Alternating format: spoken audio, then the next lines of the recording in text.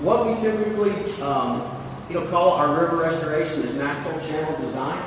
And that's a process that takes the river, basically the pattern, the profile, and the dimension of the river, and we utilize that off of a stable river channel, and then use that to repair riverbanks throughout. We work from Maryland to Colorado, and so it works all across the country.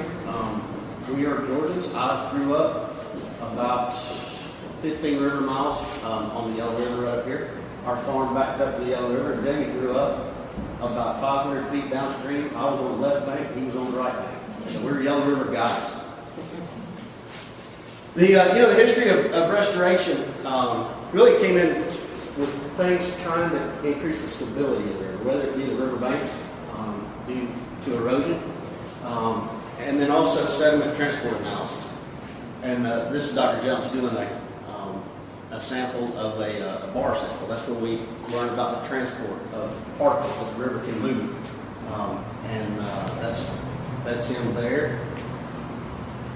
What we had talked about looking at, I'm a fisheries biologist. Worked with a lot of the rapid bioassessment protocols that the Adopt a Stream program uses, and we developed an index of biotic integrity for the state streams here in Georgia.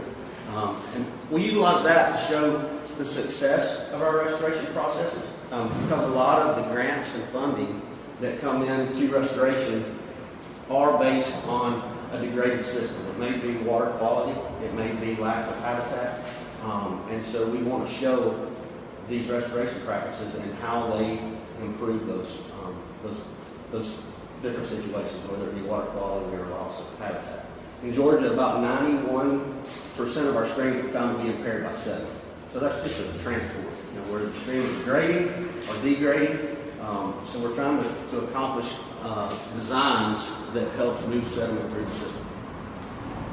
So what I wanted to look at is habitat influenced by the width to depth ratio in sand-based streams, which is what we have in Piedmont here, typically. The width to depth ratio, the wider the river gets, typically the shallower it will get. And that's just rivers try to get width. They try to work themselves out, and then over time they will meander themselves back to a tighter width to depth ratio, but they're trying to get wide to create meanders, hence the name of our company. And in the width to depth ratio, we saw that it really does, the folks that have done the Adopt a Stream, shallow pools and deep pools. That's, I know exactly what part of my knee is the break point for a shallow pool and a deep pool. And that was one area that we saw some things really improve in.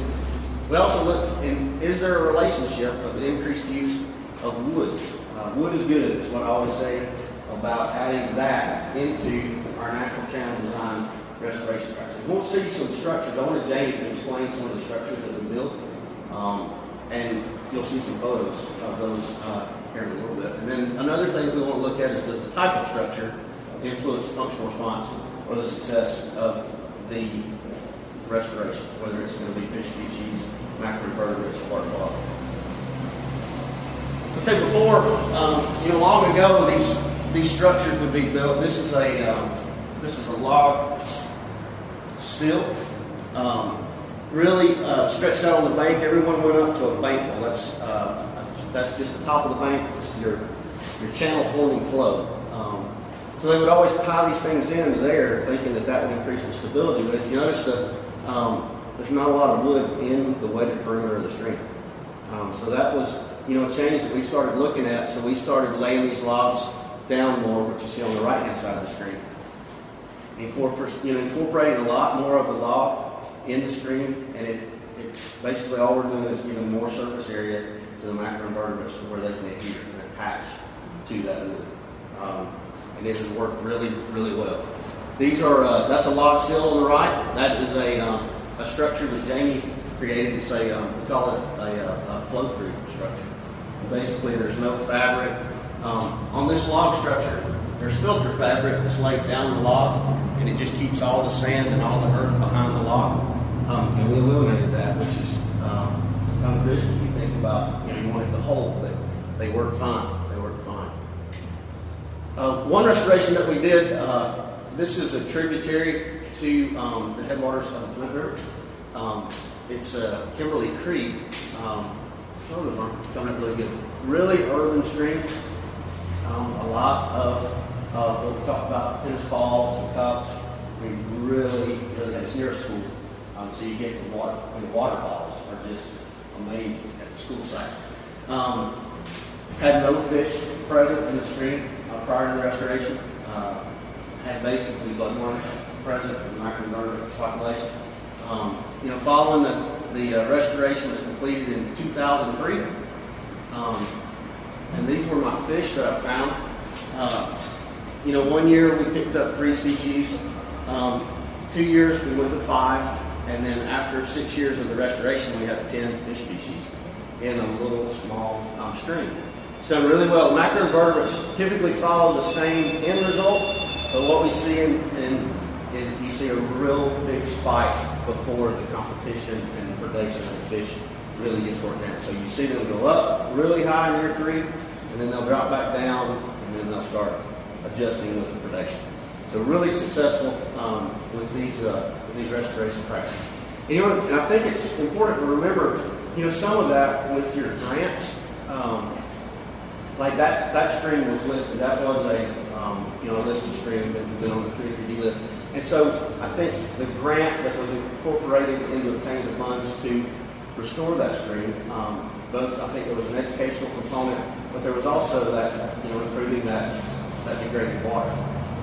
And so that was a big success story there. And some of our restorations in Pennsylvania and Maryland, we've done, both work with American River, the Federation of Fly Fish. I couldn't remember. That one always comes with the Federation of Fly Fisher. I think it's Fishers is the way they do it. And then Trout Unlimited. And they'll use those funds, for both fish habitat and the stability of the river, which encompasses all of our goals. Just have the river be accessible, whether it's for fishing or for boating. And so I think there may be some options there for some ideas just for funding. All right, this is I don't know if you can really see. Can y'all see this photo that up? Yeah, that's me there. Building was what we call a log J-hook. You see, this is will be the pool. When the water's backed up into the water level will be here, right about the log. So as the water level rises, it hits this ramp, so to say, on the edge of the channel, reduces the near bank stresses, keeps the pool scoured out. You can see some woody material up underneath the log there, providing habitat. Fish just love it, invertebrates love it. And make out that other picture there, that toadwood or? Yeah. But there's just different types of structure. This one here is called toadwood. You can incorporate, like you saw the first picture that had the bigger log in there, you can incorporate that in there, but more for water trail, this would be a good structure in that it doesn't impair any boating like you saw with the log being in the middle of the creek. It may not be a solution for a larger river, but this will definitely add habitat, keep the pools cleaned out, and provide your bank stabilization, prevent erosion, improve the water quality.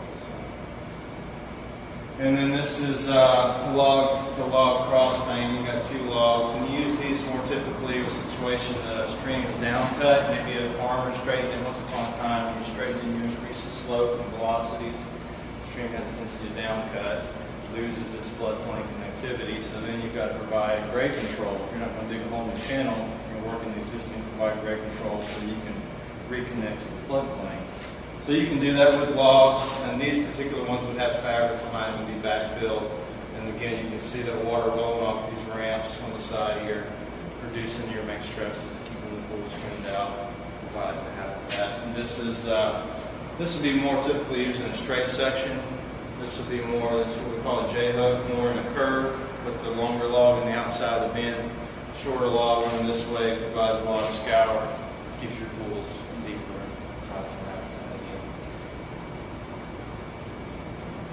This was some of the data that we collected off of some of the sites. What we started looking at is we wanted to go and there have been in the data in research, there's been a lot of criticism about some of the restoration that had been done up in the Carolinas because they weren't seeing the response, come back as fast as fish and bugs based on what it cost to build it. So what I wanted to do down here was where we were using a lot of, wood. The thing about the Carolinas, especially North Carolina, they have a lot of rock, readily available. We were thinking about trying to use more wood for the critters in the creek. And what I started sampling was each structure that we built. So J-hooks, toadwood, rock veins, and those are just some of the species that we typically would see in creeks. The neat thing that I was impressed with as a fisheries biologist was our toadwood structures, where we get the greatest number of species in those, and then we get the greatest number of individuals in those. And it's just because there is so much wood, underwater. And that's the thing, when you are, in some of these designs that I've seen for some of the structures, that picture does not get in there. Pick that 5. I thought we had that photo right at the end. I don't think it. No. But the thoughts that I had earlier were about some of the stability issues, the maintenance issues. We had a great picture that showed a large rock structure that Gwinnett County was considering. They had to create something to save the sewer line, and we've all dealt with that. And whether it be cleanups or paddling and all of that, that's where the trash collects, all the logs and debris.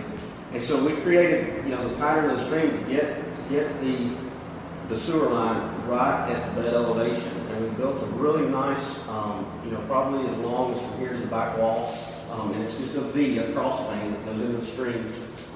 And this is on one of the bigger water bodies in Gwinnett that ties into the Yellow River.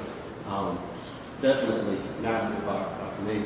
About a 60-foot width, and just tie that structure in where the grade holes, and so that pipe is buried. And then the park is there. And after we built the rock structure, they brought us back and said, hey, everybody's going down there on top of this thing. We've got to create some ways to get there, to deal with getting down to it. And so if you looked at it, you'd think, that's a canoe launching site, but all it is just a trail, just giving kids and parents and everything access down to that structure. But those would be great for, some of your issues with the access points. You can simply do a little log sill, and that gives an elevated, the log itself is elevated in the river, and this is whether the river is 15 foot wide or whether it's 150 feet wide. It's the same principle. But you just have a little slope going up to the bank, down into the channel, and so it gives you that nice entrance into the river, and you have quiet, calm water on that inside where you can launch and then move out at your own pace into that faster water. That's where we move to the fallway or the flow of the creek out into the center of the river. So those would be really neat to look at. Someone mentioned the in-kind funding, about some of the grants. And so those are some things that we could look at doing and helping you guys with. If there's some design aspects, or if you need cost analysis or anything like that done on some grant writing, we'd be glad to help you. But I thank you for your time. Any questions?